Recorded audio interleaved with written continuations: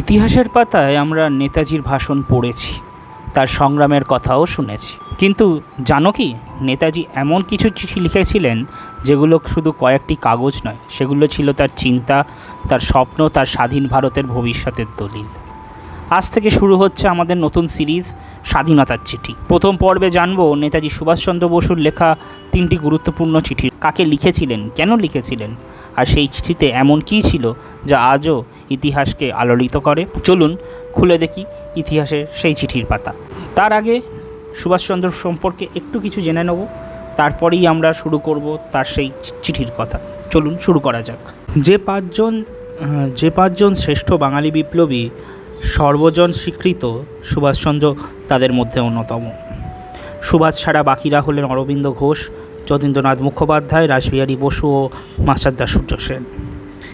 বাদবাকি 4 জনের চেয়ে সুভাষ বয়সে নবীন হলেও মেধা, পাণ্ডিত্য, নেতৃত্বদানের ক্ষমতা, সাহস, শৌর্য, আত্মত্যাগ, দেশপ্রেম কোনো কিছুতেই অন্য কারোর চেয়ে কোনো অংশে কম ছিলেন না।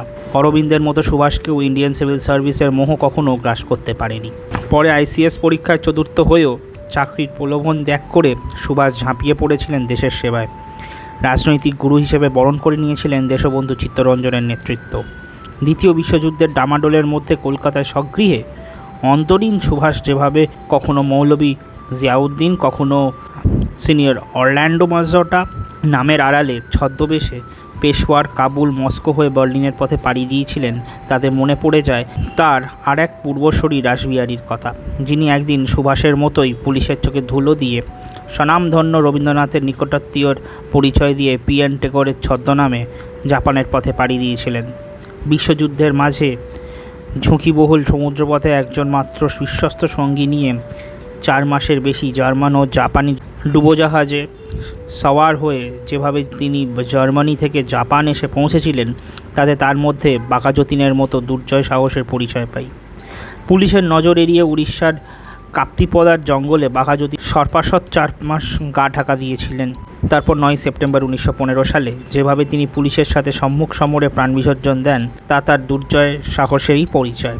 শুধু তাই নয়, প্রথম বিশ্বযুদ্ধের মহন্তক্ষণে একদিকে সেনা বিদ্রোহে ঘটিয়ে এবং অন্যদিকে জার্মান অস্ত্রের সাহায্যে গণবিদ্রোহ ঘটাবার যে ছক কষেছিলেন যতীন্দ্রনাথ ও রাসবিহারী, সুভাষ অনেকটাই যেন সেই ছক অনুসরণ করে দ্বিতীয় বিশ্বযুদ্ধের সুযোগ নিয়ে সর্বশক্তি দিয়ে ব্রিটিশ সাম্রাজ্যের উপর ঝাঁপিয়ে পড়তে চেয়েছিল।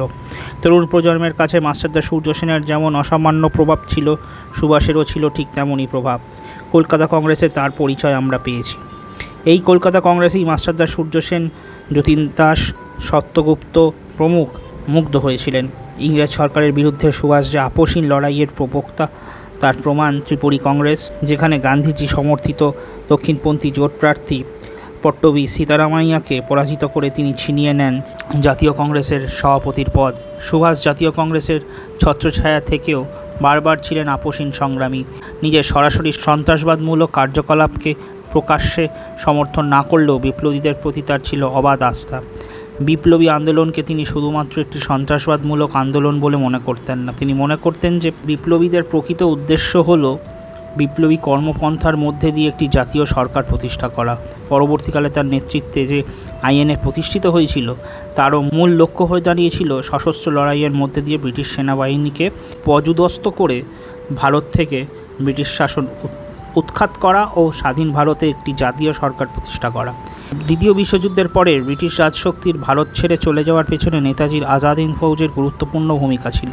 শুধু তাই নয়, ভবিষ্যৎ স্বাধীন ভারতে রূপরেখা রচনার ক্ষেত্রেও সুভাষ অন্য অনেক জাতীয় নেতার থেকে এগিয়ে ভাবতেন।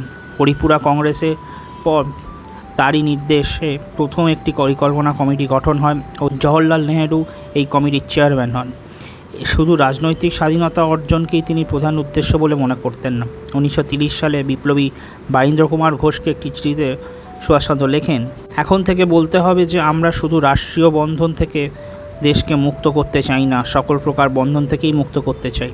রাজনৈতিক, অর্থনৈতিক ও সামাজিক এই ত্রিবিধ বন্ধন ছিন্ন করাই স্বাধীনতা সংগ্রামের উদ্দেশ্য। সকল প্রকার বন্ধন ছিন্ন করতে পারলে আমরা তখন সাম্যবাদের ভিত্তির উপর নতুন সমাজ সৃষ্টি করতে পারবো। আ ফ্রি অ্যান্ড ক্লাসলেস সোসাইটি, একটা মুক্ত শ্রেণীবিহীন সমাজ সৃষ্টি করেই আমাদের মুক্তি সংগ্রামের প্রধান উদ্দেশ্য। মুক্তিপদের দিশারি সুভাষচন্দ্রের জীবনের বেশ কিছু সময় অত্যন্ত বিতর্কিত, জটিল ও স্পর্শকাতর। প্রথম বিষয়টি হলো এমিলি সেঙ্কেলের সাথে সুভাষচন্দ্রের সম্পর্ক, ও দ্বিতীয়টি হলো 18ই আগস্ট 1945-এ তার রহস্যজনক অন্তর্ধান। কেউ বলেন সুভাষ এমিলিকে বিবাহ করেছিলেন, আবার কেউ কেউ এর তীব্র প্রতিবাদ করেন। দ্বিতীয় বিষয়টি হলো 18ই আগস্ট 1945 সালের সুভাষের অন্তিম পরিণতি কী হয়েছিল তা আজও রহস্যাবৃত। সুভাষের রাজনৈতিক দর্শন কী ছিল তা নিয়ে আজও বাদানুবাদ চলে। ফ্যাসিজম ও কমিউনিজমকে সুভাষ যেভাবে মেলাতে চেয়েছিলেন, কেউ কেউ তার যৌক্তিকতা নিয়ে প্রশ্ন তোলেন। বস্তুত সুভাষচন্দ্রকে নিয়ে যত বিতর্ক হয়েছে তার আজও হয়ে চলেছে। ভারতীয় রাজনীতিতে আর কোনো রাষ্ট্রনেতাকে নিয়ে অতটা হয়েছে বলে মনে হয় না। সারা জীবনে অসংখ্য চিঠি লিখেছেন সুভাষচন্দ্র। এ পর্যন্ত প্রকাশিত 11 খণ্ডের সুভাষ রচনাবলিতে ছড়ানো ছিটানো রয়েছে। সুভাষচন্দ্রের জীবনের প্রতিটি চিঠি মণিমুক্তা খণ্ডিত। কংগ্রেসের পদাধিকারী হিসেবে সুভাষের চিঠিগুলির যথেষ্ট গুরুত্ব থাকলেও সেগুলি সেই সংকলনের জন্য উপযুক্ত নয়। সুভাষ দেশের বাইরে গিয়ে সর্বশক্তি দিয়ে ব্রিটিশ বাহিনীর বিরুদ্ধে ঝাঁপিয়ে না পড়ছেন ততক্ষণ পর্যন্ত তার এই অগ্নিময় উপস্থিতি আমাদের পক্ষে শ্রোতাদের বোঝানো সম্ভব নয়। নেতাজি জীবনীকার হুটায়ারের মতে 1943 সালের 8ই ফেব্রুয়ারি সুভাষ জার্মান থেকে ডুবোজাহাজে জাপান অভিমুখে যাত্রা করেন। বিশ্বযুদ্ধের ঘটনার মধ্যে বিপদসংকুল যাত্রার প্রাক্কালে নিজের মেজদাকে যে ব্যক্তিগত চিঠি তিনি লিখেছিলেন, তাতে একদিকে তার গভীর দেশপ্রেম ও আত্মত্যাগের পাশাপাশি খুঁজে পাই নিজের পরিবার ও শিশুকন্যার প্রতি মানবিক অনুভূতি। চিঠিটি থেকে একজন প্রকৃত বিপ্লবীর জীবন দর্শনের কিছু পরিচয় পাওয়া যায়। পরের চিঠিটি ঝাঁসির রানী রেজিমেন্ট লেফটেন্যান্ট থেবারকে লেখা। যে যুগে ভারতীয় মহিলারা ছিলেন প্রায় অসূর্যস্পর্শা, এমনকি যে যুগে পাশ্চাত্য মেয়েদের সেনাবাহিনীতে যোগদানেরও তেমন কোনো নজির নেই, সে যুগে দাঁড়িয়ে নেতাজি যেভাবে ভারতীয় মহিলাদের নিয়ে ফৌজ বাহিনী গঠন করেছিলেন, তাতে তার অতুলনীয় সাংগঠনিক ক্ষমতা ও তার প্রতি প্রবাসী মহিলাদের গভীর শ্রদ্ধার পরিচয় পায়। তৃতীয় চিঠিতে রয়েছে আইএনএ ক্যাডেটের উদ্দেশ্যে লেখা নেতাজির প্রেরণাময় কিছু বাণী। জার্মানি থেকে গোপনে জাপান যাত্রার আগে নিজে মেজদা শরৎচন্দ্র বসুকে লেখা নেতাজির একটি ব্যক্তিগত চিঠি।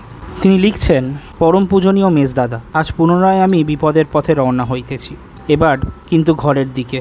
হয়তো পথের শেষ আর দেখিব না।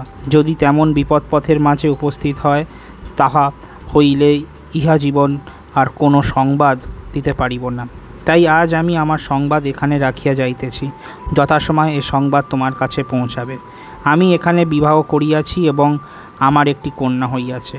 আমার অবর্তমানে আমার সহধর্মিণী ও কন্যার প্রতি একটু স্নেহ দেখাইবে, যেমন সারা জীবন আমার প্রতি করিয়াছ।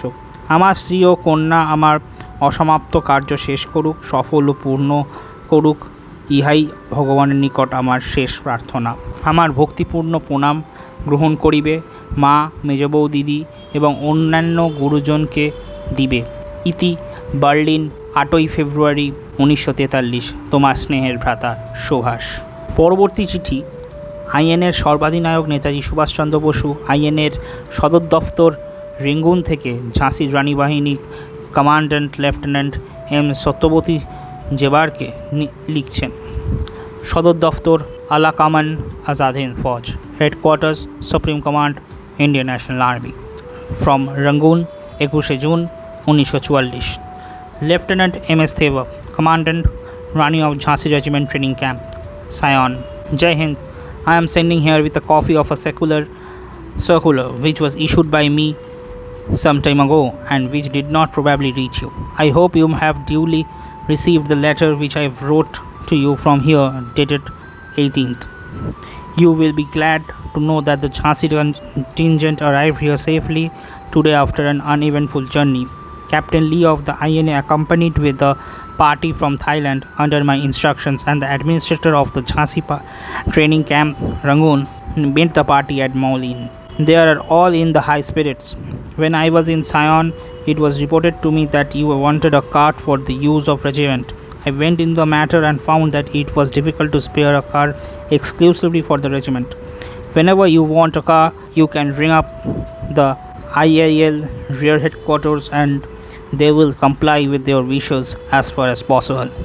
As the number grows, your work will become more and more difficult. Above all, you will have to be strictly impartial towards the girls coming from different parts of India and speaking different languages. In addition to this, you will have to perform but friendly to all those who are in your care. It is difficult task and will need your utmost effort and attention. I should like to remind you once again not to bother yourself with work which others can manage. You must concentrate your whole attention on training, the training of those who are in the camp and of yourself. A commandant is the officer in charge of a training camp and not the manager of lodging house. Moreover, your own promotion will depend on the progress of you make in your military duties. It is worthwhile considering if there should be an elderly lady in the camp for looking after the household, thereby relieving other on this work. If you consider this desirable, the League headquarters can then look out for such a lady. With all good wishes, জয় হিন্দ, সুভাষচন্দ্র বোস। তৃতীয় এবং শেষ চিঠিতে রয়েছে INA ক্যাডেটদের উদ্দেশ্যে লেখা নেতাজির প্রেরণাময় কিছু বাণী। আরজি হুকুমাতে Azad Hind, the provincial government of free India. ফুকুয়া থেকে লিখছেন Netaji Subhashchandra Bose, 29 November 1944। My dear boys, on the eve of my taking off from the soil of Nippon, I want to send you my love and good wishes for the success of your work.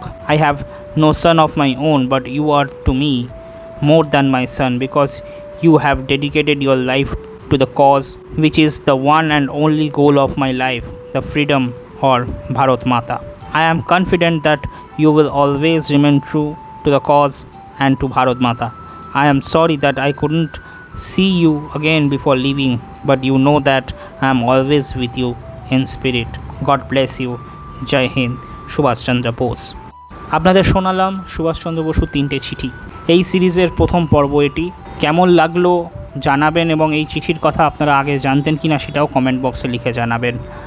এরকম চিঠি আরও শুনতে, এরকম চিঠির গল্প follow করতে ভুলবেন না সমাচার দর্শনকে। ফেসবুকে দেখে থাকলে অবশ্যই ফলো করে দেবেন, আর ইউটিউবে দেখে থাকলে অবশ্যই সাবস্ক্রাইব করে দেবেন। জয় হিন্দ, বন্দে মাতরম।